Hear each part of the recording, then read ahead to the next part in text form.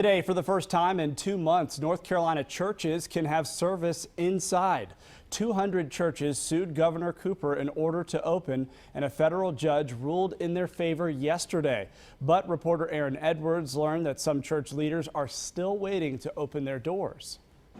It's a part of the governor's executive order that's been controversial. It's called Guidance for Religious Services and Mass Gathering Restrictions. Some, like Winston-Salem pastor Dr. Ronnie Beatty, argue that it violates religious freedom. It's not normal for us to be in the parking lot. That's where cars are parked. Beatty is leading a group called Return America.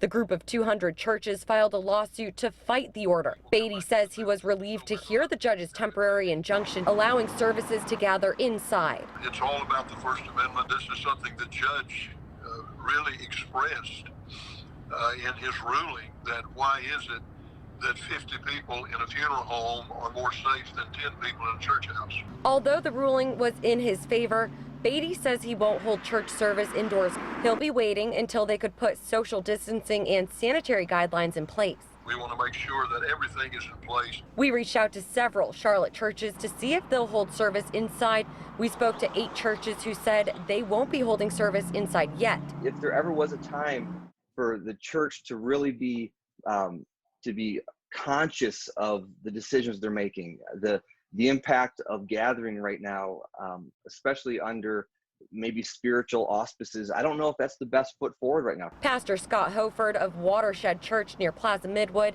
has been holding virtual services and says they'll continue to do that until the curve is flattened. I hope that a lot of churches do what we're doing and just consciously try to think about what this means in terms of our city. This will be in court again May 29th. Governor Cooper said that while he does not agree with the ruling, he won't appeal it. He urged houses of worship to voluntarily follow public health guidance, saying, quote, "We don't want indoor meetings to become hotspots for the virus, and our health experts continue to warn that large groups of people sitting together inside for long periods of time are much more likely to cause the spread of COVID-19. We looked over a CDC study on gatherings tied to outbreaks, and the governor's concern is in line with the CDC's illustration. This is a chart from the federal report. It traced an outbreak in Chicago, one of the first in the country. The CDC says one patient went to a funeral, then a birthday party.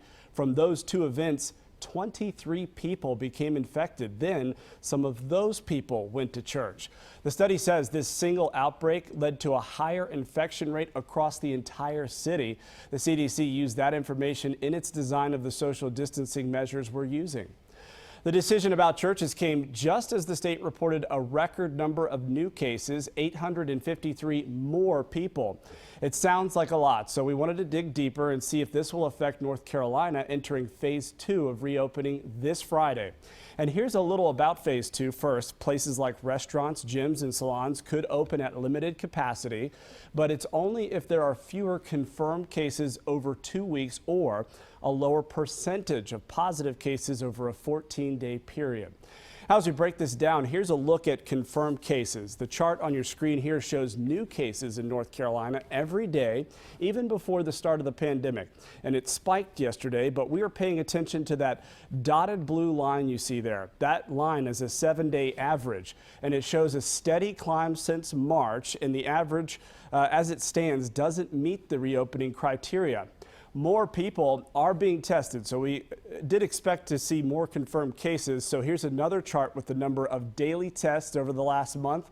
And if you look again at the dotted blue line, also a 1-week average, it has been slowly climbing, but the number of new cases has been going up quickly in that previous chart. This is an important figure here, the percentage of positive tests. May 1st, about 8% of people tested positive, and yesterday that was down to about 7% positive. But again, they are looking at that dotted blue line with the average percentage. It's been relatively flat over the last 2 weeks, which also appears just outside of the state's reopening criteria. And we want to point out, though, North Carolina health officials said on Thursday it looks like we're on a good path toward phase 2. We do expect to hear from them soon, and we will be asking if the recent data will change their outlook. Positive news out of South Carolina. The state did not report any new deaths from COVID-19. That number stayed at 380. The state also reported 276 cases yesterday. That is a new daily high, up from 218 on Friday. And more South Carolina businesses are getting ready to reopen tomorrow, including salons and gyms. And we went down to the Rock Hill YMCA on Charlotte Avenue to see how they are getting ready to protect people while they work out. Workers scrubbed and repainted. Gym equipment is 10 feet apart, as you see there.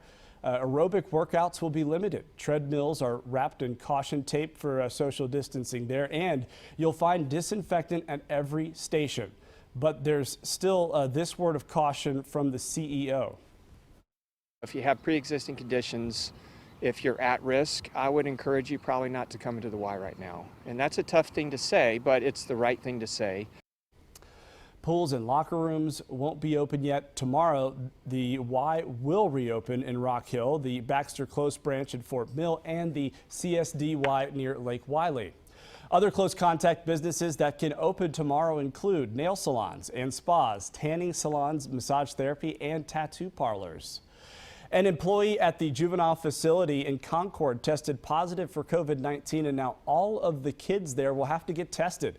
Officials at the Stonewall Jackson Youth Development Center say the employee has been off the job since May 10th.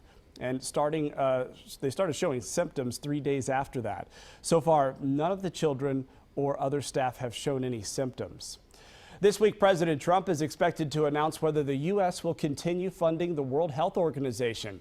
In April, he said he'd stop funding until his administration did a review. President Trump accused the organization of mismanaging and covering up the spread of COVID-19. And now he said that he's considering making lower payments. The U.S. is the biggest contributor to the WHO, giving between $400 and $500 million a year. The FDA has given the green light for medical labs to test at-home coronavirus sample kits.